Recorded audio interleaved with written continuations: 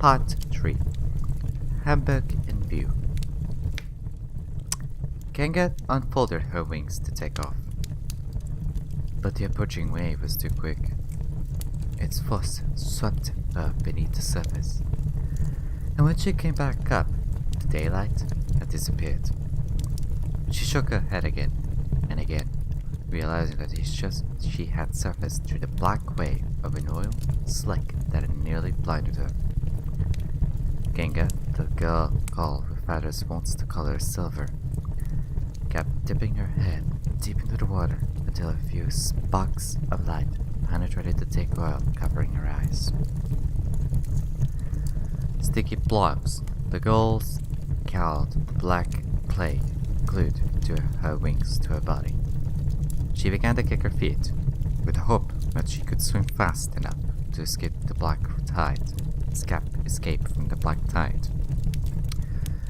Every muscle cracked with the effort, but at last she came to the edge of the old lake and paddled into clean water.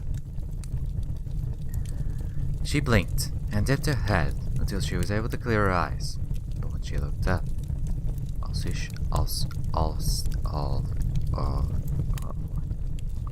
all she saw were a few clouds floating between the sea and the enormous dome of the skies. Her friends from the flock of the Red Sand Lighthouse were already far away, very far away. That was the rule. She herself had seen other girls surprised by the deadly black tides, and though everyone wanted to go back and offer help, they knew that help would be impossible. There was nothing they could do, and so her flock had flown on, respecting the rule that forbids witnessing the death of one's fellow gulls. With their wings immobilized, stuck fast to their bodies, gulls are easy prey for large fish, or they may die more slowly, suffocated by the oil that sinks through their feathers and clogs their pores. And that was the fate that awaited Kinka. She hoped it would be the jaws of a giant fish that would quickly snap her up. The black stayed. As she awaited the end, Genga cursed all humans. But not all of them. I should be fair, she squawked weakly and paddled into clean water. She blinked and dipped her head. My, I did a mistake. Let us progress into the next page, shall we? Often from high above, she had watched as large oil tankers took advantage of foggy days along the coast to steam away from land to wash out their tanks. They spilled thousands of gallons of a thick, stinking substance into the sea, which was then carried along by the waves. But she also saw how sometimes smaller vessels kept close to the tankers and prevented them from emptying their tanks. Unfortunately, those boats, draped in the colors of the rainbow, don't always arrive in time to prevent the poisoning of the seas. Kinga spent the longest hours of her life resting on the waves, wondering, with terror, whether she was awaiting the most horrible of all deaths. Worse than being eaten by a fish, was suffocating the torture of suffocation, was dying of hunger. Desperate at the idea of a slow death, she shook her head self and, with amazement, found that the oil had not glued her wings to her body. Her wings were coated with thick black sludge. Well, at least she could unfold them. I may still have a chance to get her to skin, who knows? Maybe if I can fly high enough, very high, the sun will melt the oil, Kanga croaked.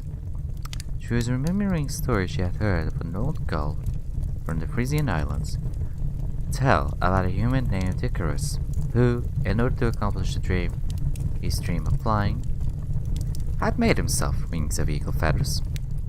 He had in fact flown high almost up to the sun. So high that the sun melted the wax he'd used to stick the feathers together, and he fell back to it. Kanga flapped her wings hard, tucked back her feet, lifted about a foot above the waves, and plopped right back down, face first. Before drawing again, she dived beneath the waves and moved her wings back and forth. This time, when she tried, she rose more than 3 feet before she fell. The accursed doyle that had stuck her tail feathers together so tight that she wasn't able to steer on her ascension. She dived again and pecked at the black gummy substance stuck to her tail. She bore the pain of the feathers she had accidentally ripped out until finally she was satisfied that her steering gear was a little less filed. On the 5th attempt, Kanga succeeded. She was flying. She fluttered her wings desperately, but the weight of the layer of oil would not let her glide. The minute she rested, she plunged downward. Fortunately, she was a young seagull, and her muscles responded in fine fashion. She flew higher, winging. She looked down and could barely make out the fine white line of the coast. She also saw a few ships, moving like tiny objects on a blue clot. She gained altitude, but the hoped-for effect of the sun did not come. Maybe the heat of its rays was too weak, or the layer of oil was too thick. Kanga knew that her strength could not last much longer. And so, seeking a place to land, she flew inland, following the snaking green line of the Elbe. The movement of her wings was becoming more leaden, and she was losing strength. Now she was flying low and lower. In a desperate attempt to regain some altitude, she closed her eyes and beat her wings with her last ounce of strength. She didn't know how long she kept her eyes closed, but when she opened them, she was flying above a tall tower, crowned with a golden weather vane. St. Michael's! St. Michael's! She shrieked when she recognized the tower of the Hamburg Church. She shrieked when she recognized the tower of the Hamburg Church. Her wings refused to stroke another beat. Part 4. End of a flight.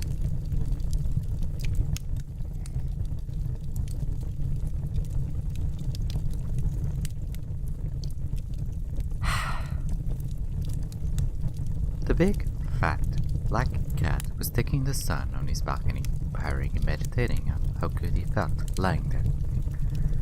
Belly up, luxuriating in the warm rays of the sun. His four paws, folded and his tail straight out. At the precise moment that he lazily rolled over, so the sun could warm his back, he heard the hum of a flying object he couldn't identify.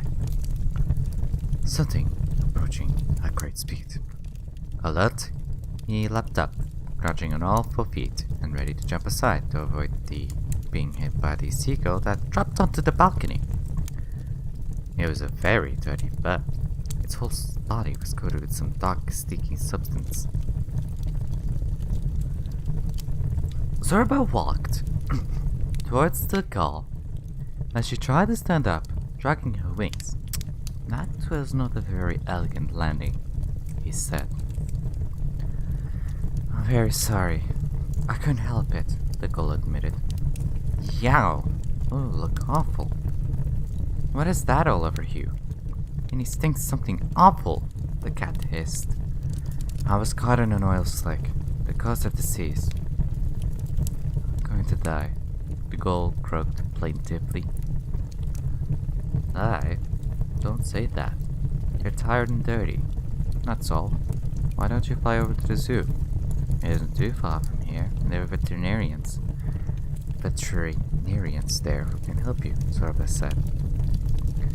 I can't. That was my last flight. the gull croaked in an almost inaudible voice. And close your eyes.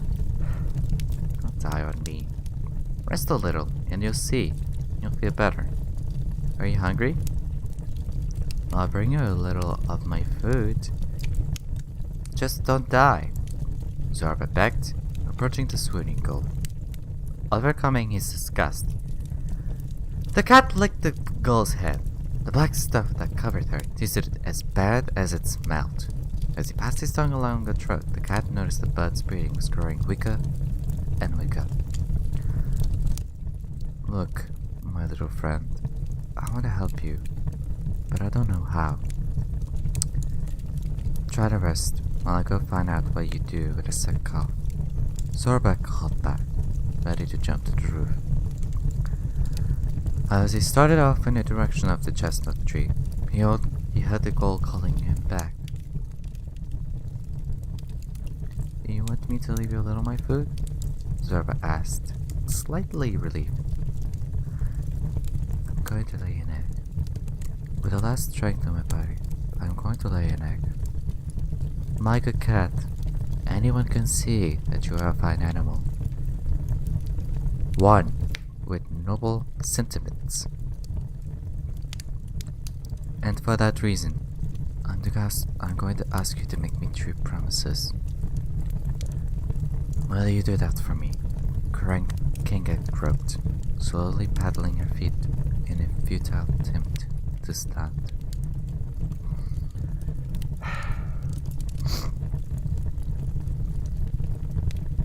Zorba thought that the poor girl was hilarious, and because she was such in a sorry state, he had no choice but to be generous. I promise I will do what you asked, but for now, just rest. He mewed with compassion. I don't have time to rest. Promise me you won't eat the egg. Kanga croaked, opening her eyes. I promise I will not eat the egg. Zorba repeated. Promise me that we'll look after it until the chick is born. She squawked, holding her neck a little higher. I promise I will look after the egg until the chick is born. And promise me that you will teach it to fly. Kanga gasped, staring directly into the cat's eyes. Then Zorba knew that the poor girl was not just delirious. She was totally mad. I promised to teach you to fly, and now you rest. I'm going to look for help, Zorba told her, with one leap reaching the tall roof. Kanga looked towards the sky, thanking all the good winds that had carried her through her life. And as she breathed her last sigh, a little blue speckled white egg rolled free of her oil-soaked body.